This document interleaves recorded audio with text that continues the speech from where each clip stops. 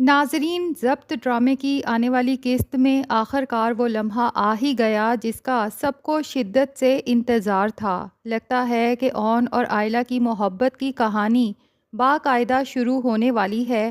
آئلہ میں آنے والی مثبت تبدیلی اب ہر گزرتے دن کے ساتھ مزید واضح ہوتی جا رہی ہے۔ وہ اون کے گھر آنے سے پہلے گھر کے تمام کام نپٹا دیتی ہے، اس کے لیے اپنے ہاتھوں سے کھانا تیار کرتی ہے، حتیٰ کہ اس کے کپڑے بھی خود استری کرتی ہے۔ حیران کن بات یہ ہے کہ اب آئلہ کو یہ سب کرتے ہوئے نہ صرف سکون ملتا ہے بلکہ خوشی بھی محسوس ہونے لگی ہے۔ دوسری طرف اون بھی محسوس کر رہا ہے کہ آئلہ پہلے جیسی نہیں رہی۔ اگرچہ ابھی وہ اس تبدیلی کی اصل وجہ سمجھ نہیں پا رہا، لیکن اسے یہ احساس بہت خوشگوار لگ رہا ہے کہ آئلہ کے رویے میں پہلے سے بہت فرق آ چکا ہے۔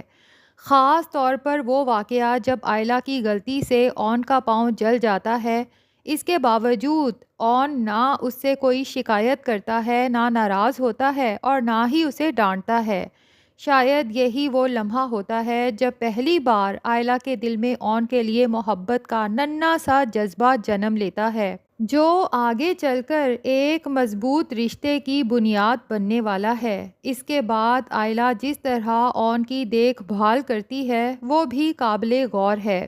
مرہم پٹی کرنا، وقت پر دوائیاں دینا، چلنے پھرنے میں سہارا دینا، یہاں تک کہ واش روم تک ساتھ لے کر جانا، یہ تمام چھوٹی چھوٹی باتیں آہستہ آہستہ دونوں کو ایک دوسرے کے مزید قریب لا رہی ہیں۔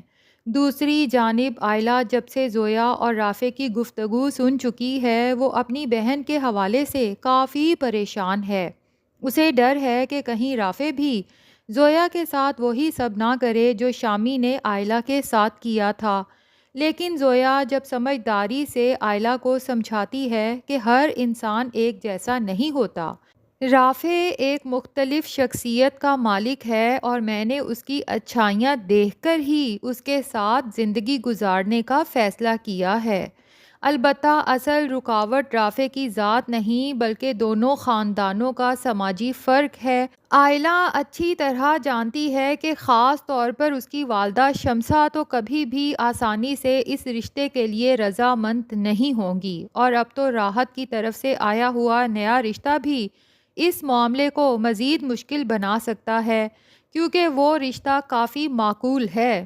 ادھر زویا آئلہ کو حقیقت کا آئینہ دکھاتے ہوئے کہتی ہے کہ آخر تم کس سوشل سٹیٹس کی بات کر رہی ہو؟ ہمارا باپ تو اپنی جائیداد کا حصہ بھی سنبھال نہ سکا۔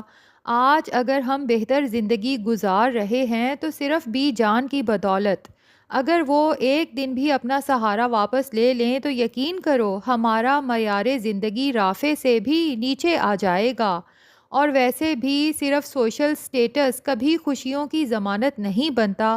اگر ایسا ہوتا تو شامی ہر لحاظ سے سوشل سٹیٹس میں ہم سے بہتر تھا، لیکن اس نے تمہارے ساتھ کیا کیا یہ تو تم خود بھی اچھی طرح سے جانتی ہو۔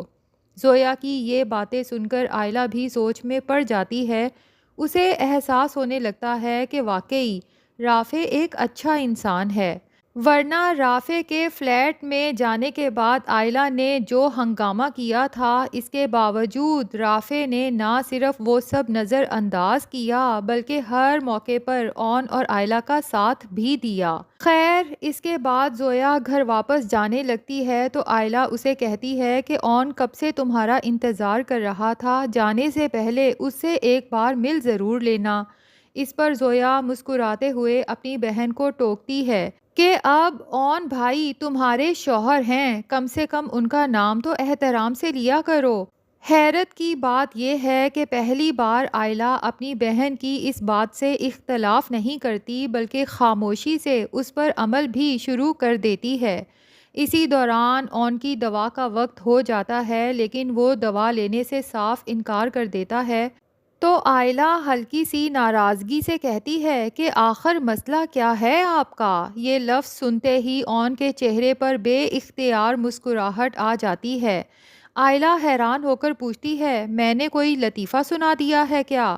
اون ہنستے ہوئے جواب دیتا ہے، میرے لیے تو لفظ آپ ہی سب سے بڑا لطیفہ ہے۔ آئلہ فوراً طنزیہ انداز میں بولتی ہے، صاف صاف کہہ دو کہ عزت راست نہیں آ رہی۔ اس پر اون مسکراتے ہوئے کہتا ہے کہ ایسی کوئی بات نہیں، سچ کہوں تو تمہارے منہ سے اپنے لیے آپ سن کر بہت اچھا لگا، پلیز ایسے ہی بات کرتی رہنا۔ ادھر گھر میں زویا کے رشتے کی تیاریاں تیزی سے آگے بڑھ رہی ہیں۔ راحت کی طرف سے آیا ہوا رشتہ بی جان اور شمسہ دونوں کو ہی بے حد پسند آ رہا ہے۔ شمسہ فوراً ثاقب صاحب سے کہتی ہے کہ ہمیں زیادہ دیر نہیں کرنی چاہیے، جلد از جلد ان لوگوں کو اپنے گھر بلا لینا چاہیے۔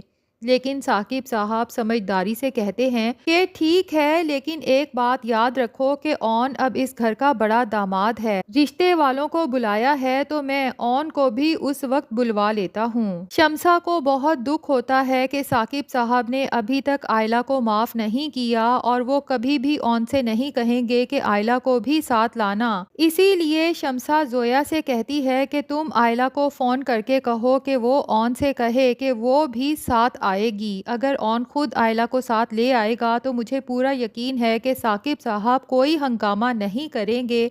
ادھر زویا فوراً پہلے تو رافع کو نئے رشتے کا بتاتی ہے تو وہ بھی کافی پریشان ہو جاتا ہے۔ کچھ دیر سوچنے کے بعد اس کے ذہن میں ایک خیال آتا ہے اور وہ کہتا ہے کہ چونکہ ثاقب صاحب اون کی بہت عزت کرتے ہیں، اگر اون خود ہمارے رشتے کی بات کرے تو شاید وہ اس رشتے پر سنجیدگی سے غور کریں۔ یہ سن کر زویا فوراً آئلہ کو فون کرتی ہے اور کہتی ہے کہ پلیز میری اور رافع کی بات اون بھائی سے ڈسکس کرو اور انہیں کہو کہ وہ ہی ابو سے بات کریں، کیونکہ وہی اس سلسلے میں ہماری مدد کر سکتے ہیں۔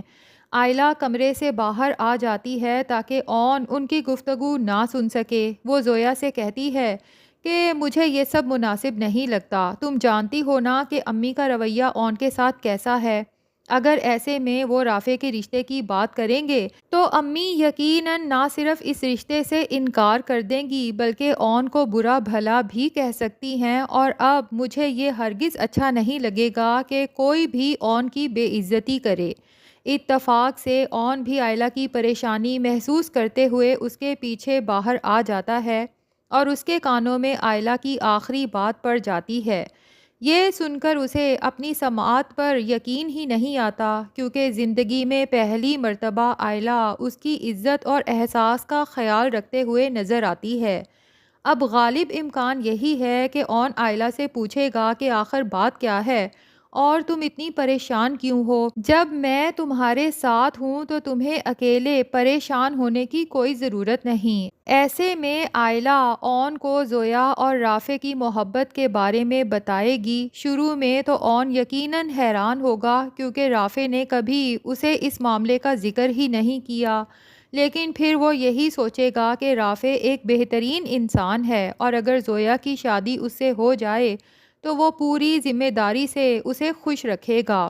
دلچسپ بات یہ ہے کہ اون کے ذہن میں اس مسئلے کا ایک ایسا حل بھی ہے جس کے بعد شمسہ کے پاس اعتراض کی کوئی گنجائش نہیں بچے گی۔ وہ براہ راست شمسہ سے بات کرنے کی بجائے پہلے بی جان کو اعتماد میں لے گا اور پھر بی جان اپنے انداز میں ثاقب صاحب اور شمسہ کو رافع اور زویا کے رشتے کے لیے آمادہ کرنے کی کوشش کریں گی۔ دوسری جانب شامی اور رملہ کی شادی کی تیاریاں بھی آخری مرحلے میں داخل ہو چکی ہیں اور شادی کے کارڈز بھی چھپ کر بٹ چکے ہیں۔ اگرچہ رملہ دباؤ میں آ کر یہ شادی کرنے پر آمادہ ہوئی ہے، لیکن لگتا یہی ہے کہ رخصتی کے بعد وہ عارفہ، فاروق صاحب اور شامی تینوں کی زندگی ایسی مشکل بنا دے گی، شاید اس وقت عارفہ کو بھی احساس ہو کہ آئلہ اور شامی کا رشتہ ختم کرنا اس کی زندگی کی سب سے بڑی غلطی تھی، اور دوسری بڑی غلطی اپنے اکلوتے بیٹے شامی کا نکاح رملہ سے کرانا اور فاروق کی فیکٹری رملہ کے نام حق مہر میں لکھ دینا۔ کیونکہ جو بھی ہے آئلہ کم از کم اس کا لحاظ کرتی تھی، مگر رملہ تو اب اس کے لیے ایسی مشکل بننے والی ہے جس سے جان چھڑانا آسان نہیں ہوگا۔ تو ناظرین، آپ میں سے کون کون عارفہ اور شامی کی بربادی کا بے چینی سے انتظار کر رہا ہے؟ کمنٹس میں ضرور بتائیے گا۔ ہمارا ریویو کیسا لگا اس کے بارے میں بھی بتائیے گا۔ پسند آیا ہے تو ویڈیو کو لائک اور چینل کو سبسکرائب بھی کر دیجیے۔